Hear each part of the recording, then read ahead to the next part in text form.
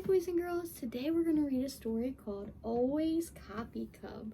Later on we're going to count panda bears. So Miss Lynch wanted to read you a story about bears. Always Copycub. It looks like Copycub is hiding. I wonder why he's hiding. Can you whisper to your family member and can you tell them why you think he's hiding? This story is called Always Copycub, and it's written by Richard Edwards. He's the author, so he wrote the words. And it's illustrated by Susan Winter, so she drew all the beautiful pictures. Let's see why he's hiding. Always Copycub. Copycub was a young bear who loved to play games. His favorite game was hiding, but he could never think of a good enough place, and his mother always found him. In the spring, the bears woke up from their long, from their long winter sleep. Copycub's mother stretched. Copycub stretched. Copycub's mother scratched. Copycub scratched. Then Copycub crept to hide in a corner of the bear cave.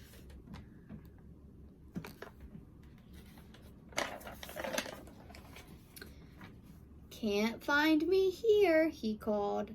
"Oh, yes, I can," said the mother. She tiptoed across the cave, reached into the shadows, and lifted the small bear high above her head. "Got you, little cub." So he's playing hide and seek with his mom. That's why he was hiding. Let me show you. Oh, I didn't show you this picture. I'm sorry. Let me show you that one. Oh, she got him. When summer came to the North Woods, the bears spent all day outside in the sunshine.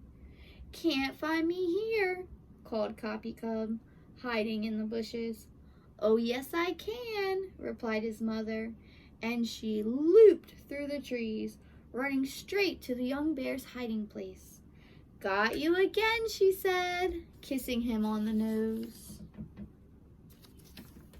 Show you the picture. There you go. In autumn, all the bears gathered at the big river to fish for salmon. "Can't find me here," called Copycub, hiding behind the sticks of the beaver dam. But his mother splashed through the water and scooped him up. "Oh, yes, I can, my little furry fish."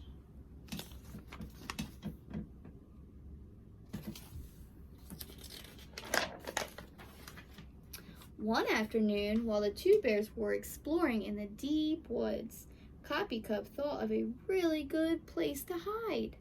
When his mother wasn't looking, he slipped away, ran down to a stream, and climbed the hill on the other side until he came to a hollow tree. With a squeeze and a wiggle, he pushed inside.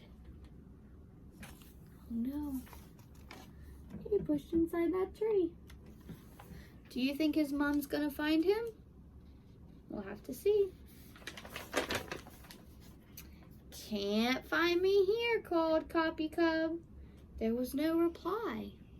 "Can't find me here," he called again, a little louder. Again, there was no reply. That means his mom didn't say anything back. "Can't find me here," he shouted at the top of his voice. But the only answer was the swish of the wind through the treetops.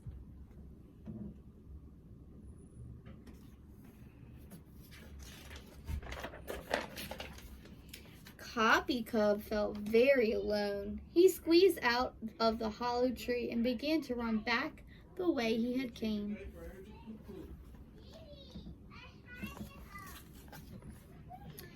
But he took the wrong path and was soon completely lost in the darkening woods.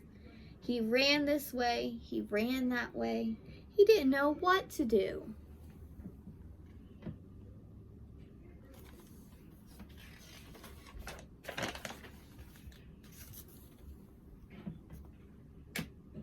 scared. It's all alone.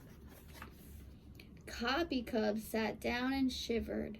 Night was falling. An owl hooted, and the woods made noises.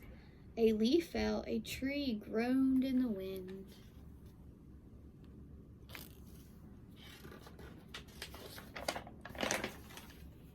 Then Copycub heard a loud noise, a slow and heavy rustling coming steadily towards him.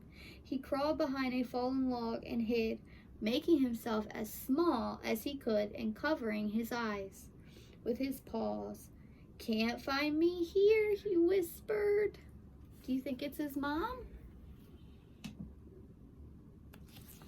Look, he's hiding.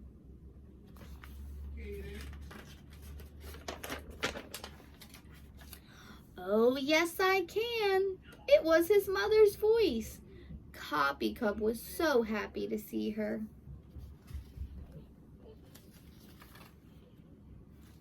He jumped up and ran into her arms. "I knew you'd find me," he said.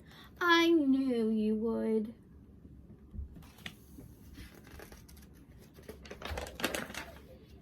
When they were back in the bear cave, Copycub's mother told him never to run off on his own again. "I won't," said Copycub. "I promise." And he snuggled up close to his mother's warm side. He was very tired.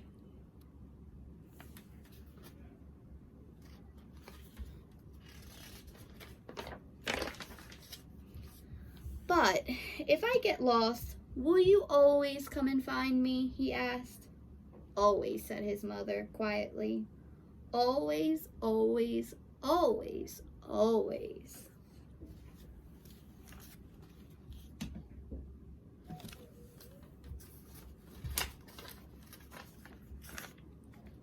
Copycub yawned. "Always, always." He meant to say it 3 times, but after the second time, he fell asleep. So his mother said it for him. "Always, Copycub." The end. Thank you, boys and girls. Bye.